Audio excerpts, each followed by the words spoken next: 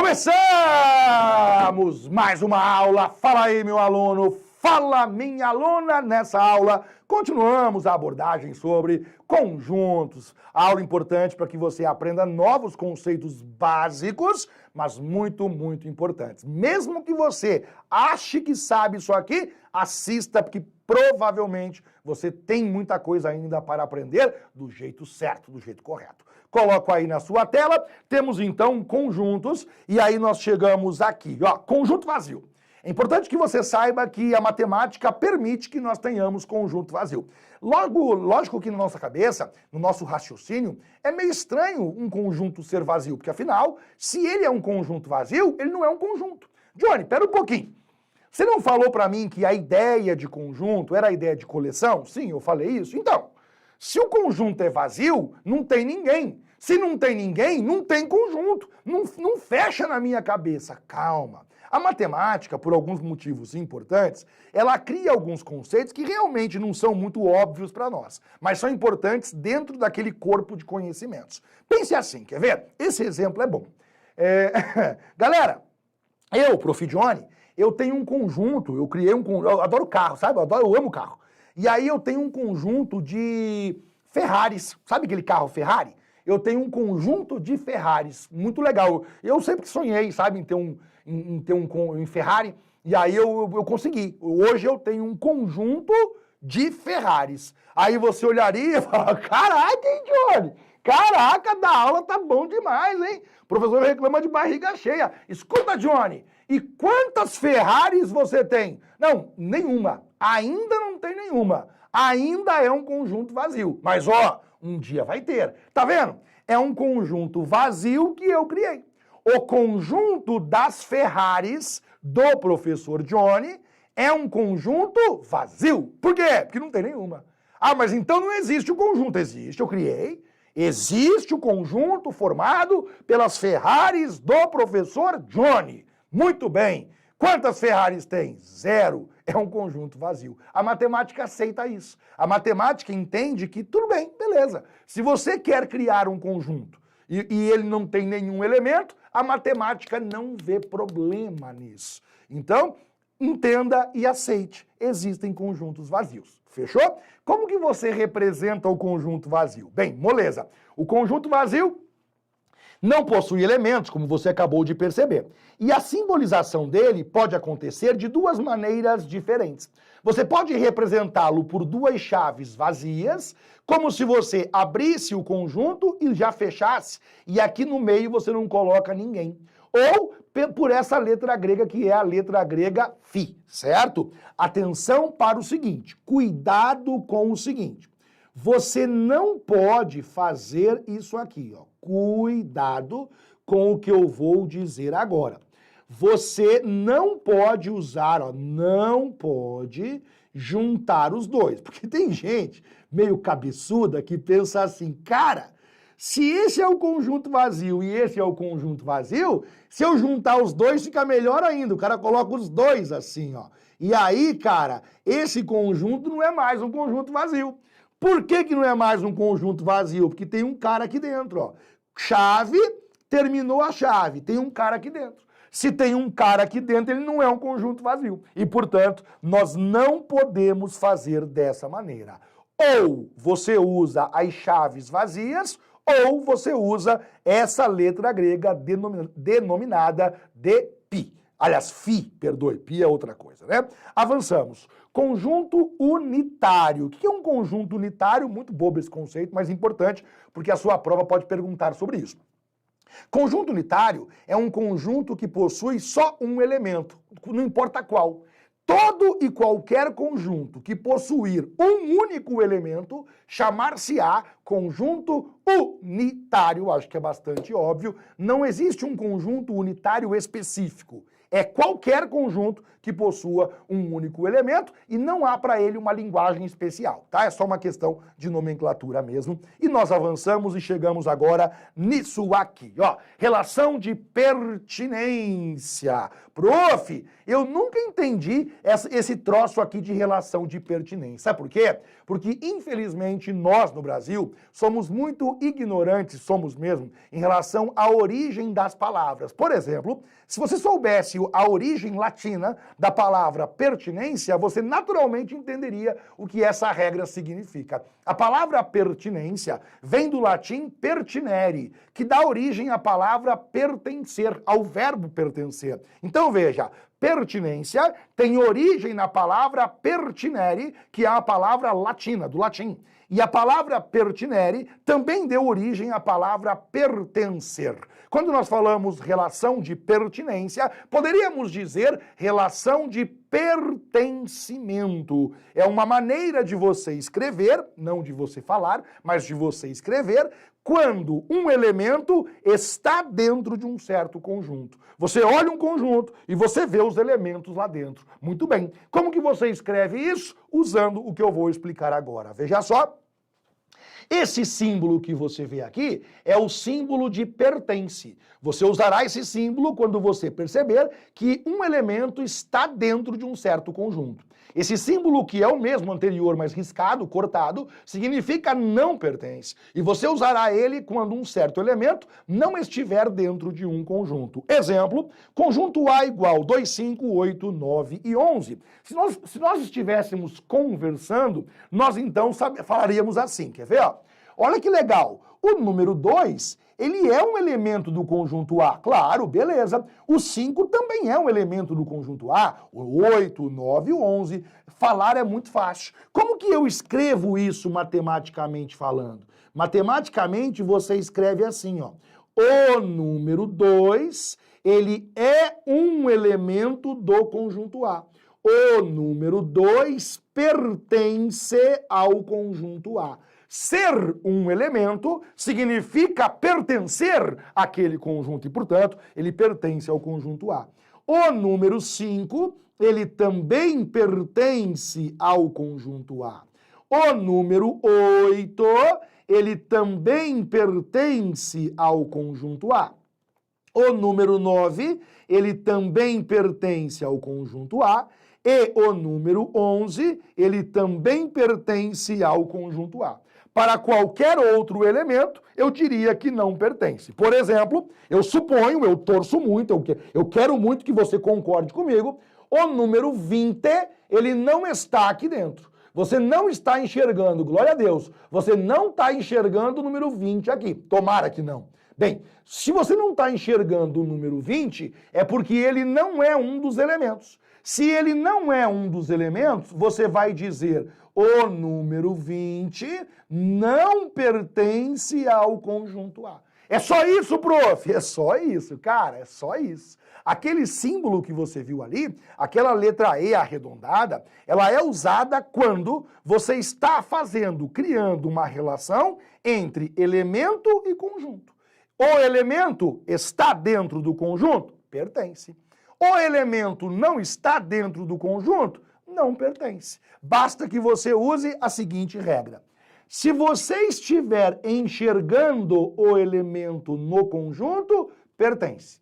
Se você não estiver enxergando, não pertence. Veja, eu estou enxergando o 2 aqui dentro, pertence. Eu estou enxergando o 5 aqui dentro, pertence. Mesma coisa o 8, mesma coisa o 9, mesma coisa o 11. Eu não estou enxergando o 20 aqui dentro. Não pertence. É basicamente isso que eu preciso que você aprenda. E outra coisa importante. Quando você usa o sinal de pertence, você não coloca chave. Você não coloca chave, você pega o elemento solto. Por exemplo, o número 2, ele pertence ao conjunto A. Você coloca de maneira solta o número 2, pertencendo ao conjunto A. Fechou? Você não coloca chave.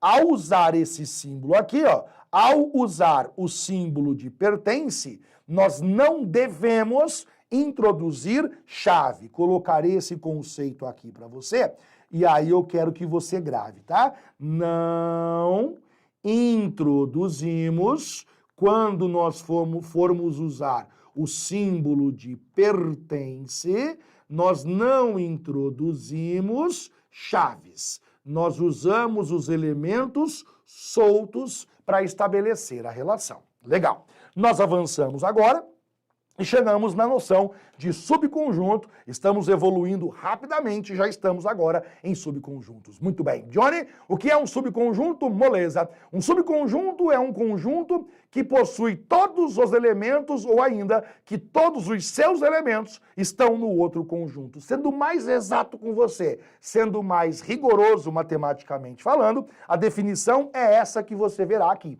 Um conjunto A é um subconjunto de um conjunto B se todos os elementos do conjunto A forem elementos do conjunto B. Todos os elementos. E esse exemplo aqui, ele mata a charada. Eu quero que você olhe para esses dois conjuntos por gentileza, certo? Eu quero que você olhe para o conjunto B e quero que você olhe para o conjunto A. Agora eu quero que você foque a atenção no conjunto A e quero que você foque nisso aqui, ó.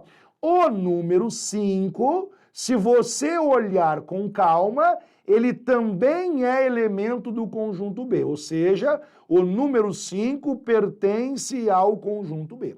Quero que você olhe agora com calma para esse 4 aqui, ó. Quando você olha para esse 4 aqui, você percebe que ele também é elemento do conjunto B, ou seja, o número 4, ele pertence ao conjunto B. E agora eu quero que você olhe com bastante calma para esse número 3 que está aqui. Esse número 3, ele também pertence ao conjunto B. O número 3 pertence ao conjunto B. Olha que interessante. Todos os elementos do conjunto A pertencem ao conjunto B. O 3 pertence ao conjunto B, o 4 pertence ao conjunto B, o 5 pertence ao conjunto B.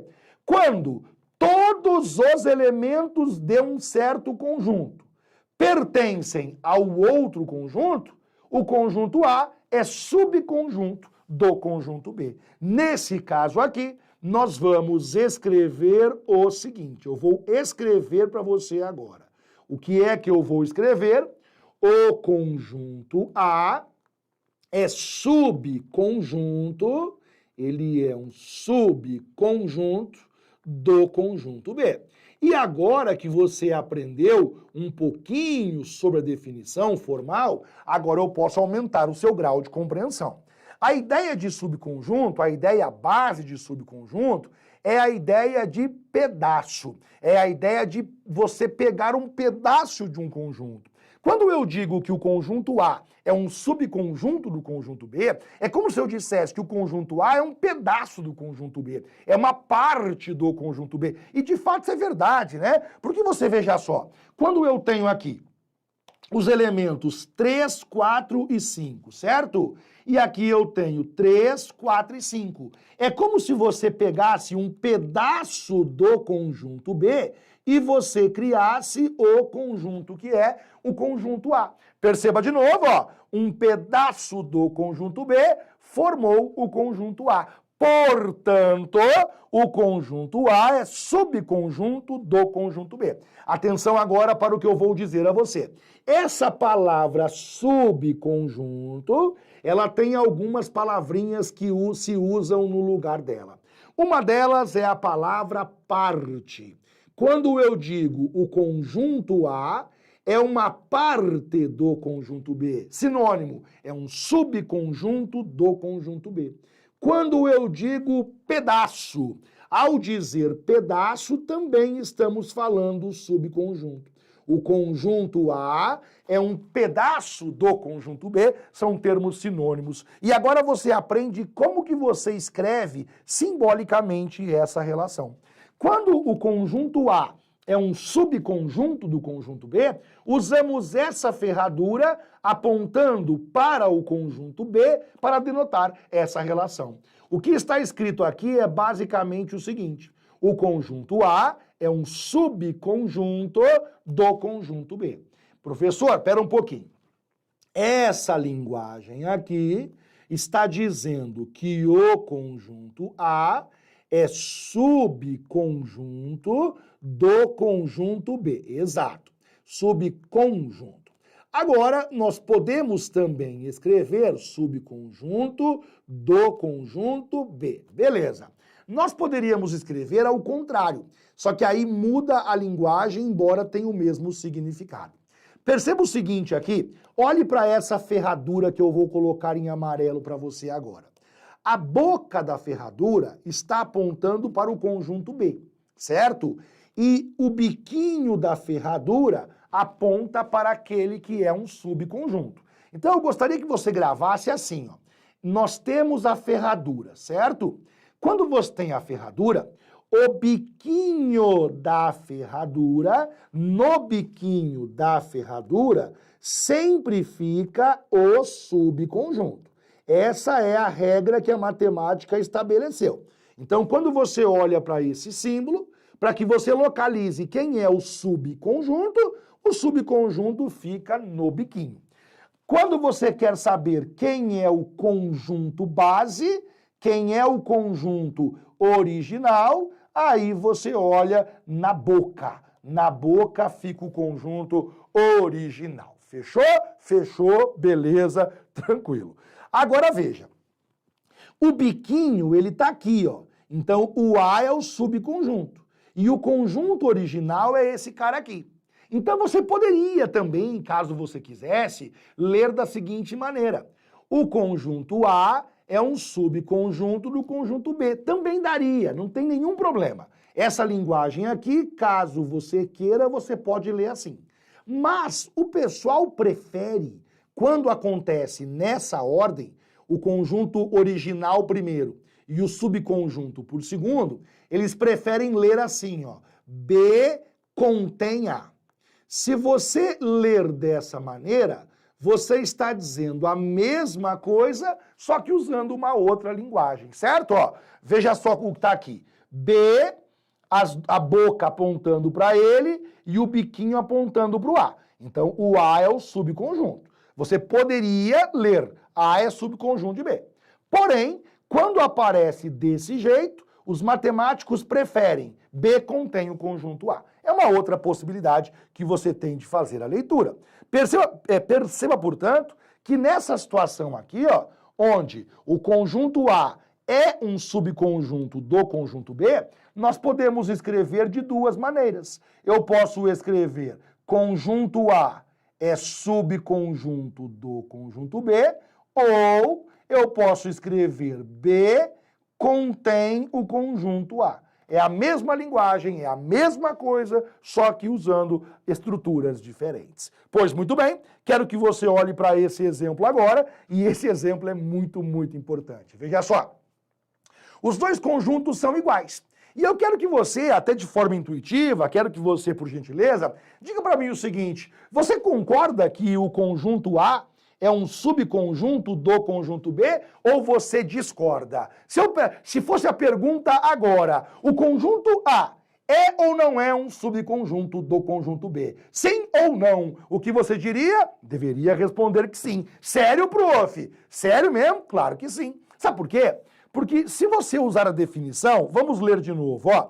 Um conjunto A é um subconjunto de um conjunto B, se todos os elementos do conjunto A forem elementos do conjunto B. Muito bem. Então, venha para cá agora e observe o seguinte.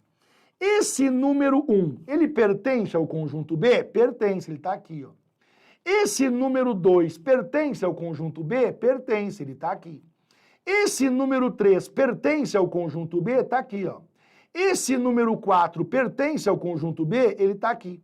Esse número 5 pertence ao conjunto B. E esse número 6 pertence ao conjunto B. Todos os elementos do conjunto A, sem exceção, eles pertencem também ao conjunto B. Logo, eu posso tranquilamente dizer o seguinte, posso tranquilamente falar assim para você, ó. O conjunto A está contido no conjunto B. Ô, prof, mas eu posso falar também o contrário. Olha só, olha para o conjunto B. Todos os elementos do conjunto B estão contidos no conjunto A. Todos os números do conjunto B, se você olhar com calma, eles também estão contidos, eles estão dentro, eles pertencem ao conjunto A. Então eu posso dizer o seguinte, ó, além disso, eu posso dizer que o conjunto B também é um subconjunto do conjunto A. Por que você pode falar isso? Porque os dois conjuntos são iguais. Quando os dois conjuntos forem iguais, o conceito é esse aqui, ó.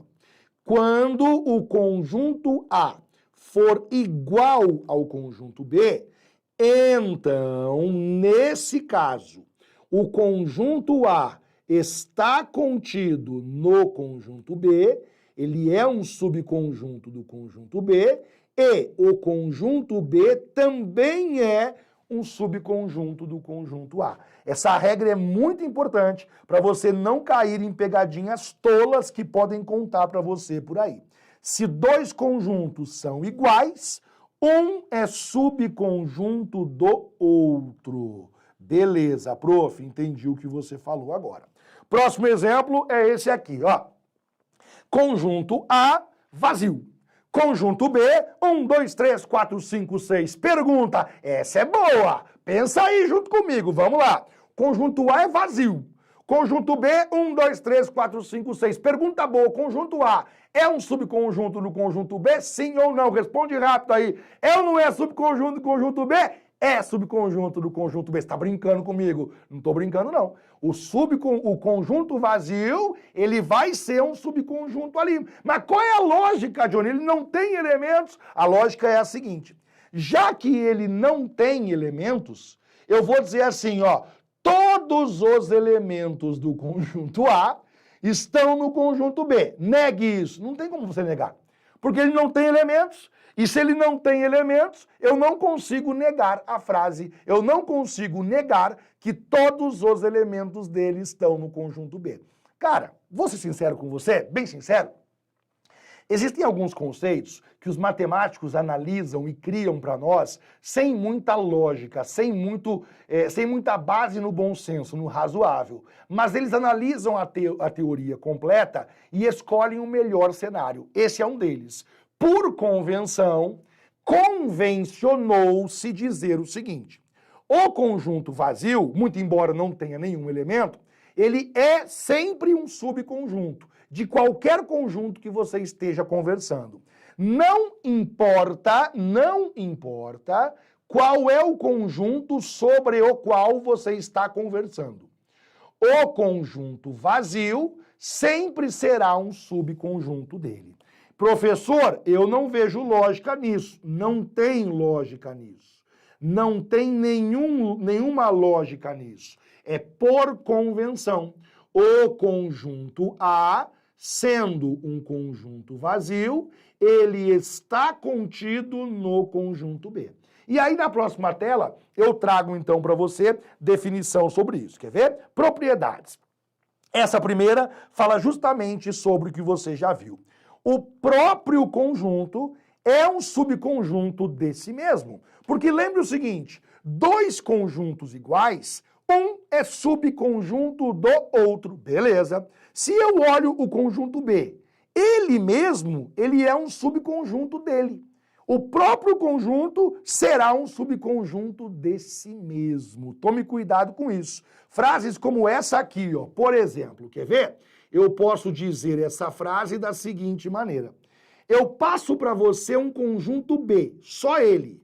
O próprio conjunto B é um subconjunto desse mesmo. Sempre. O próprio conjunto é um subconjunto dele mesmo. Segunda propriedade muito importante.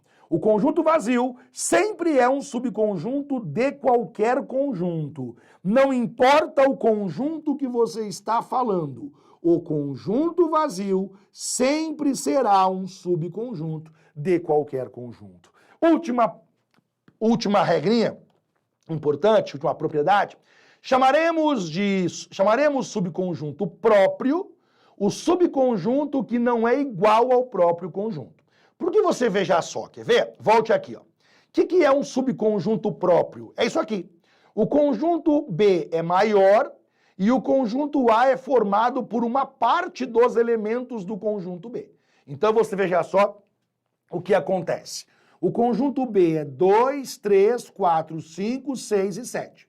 O conjunto A pegou o 3, pegou o 4, pegou o 5, mas não pegou todos. Sobrou o 2, sobrou o 6, sobrou o 7. Nesse caso, o conjunto A, ele é chamado subconjunto próprio, porque ele é um pedaço mesmo, ele é uma parte mesmo. Ele é um um pedaço, uma parte. Nesse caso aqui, ó, quando os dois conjuntos são iguais, a matemática vai dizer assim, cara, se eu tenho dois conjuntos iguais, tudo bem. Tudo bem, você pode falar que é um subconjunto, mas vamos fazer uma diferença aqui, você não vai poder dizer que é um subconjunto próprio. Pode falar que é um subconjunto. Se dois conjuntos são iguais, eu deixo você dizer que é um subconjunto, mas eu não deixo você falar que é um subconjunto próprio. Quer ver uma coisinha? Faço aqui um exemplo e acho que você entenderá. Olhe para essa situação que eu crio agora. Conjunto B igual. Aí eu vou lá e coloco assim, ó, 0, 2, 4, 6 e 8. E aí eu crio para você conjunto A igual. Número 2 e número 4. Duas perguntas. O conjunto A é um subconjunto do conjunto B? Vejamos uma coisa. O número 2 do conjunto A pertence ao conjunto B. O número 4 do conjunto A pertence ao conjunto B. Todos os elementos do conjunto A, eles pertencem ao conjunto B. Todos. Portanto, sim, Johnny, o conjunto A, ele é um subconjunto do conjunto B. Conjunto A é um subconjunto do conjunto B. Beleza. Johnny, eles são iguais? Não. Logo, o A é um subconjunto próprio. Subconjunto próprio. Porque ele é um subconjunto do conjunto B, mas eles não são iguais.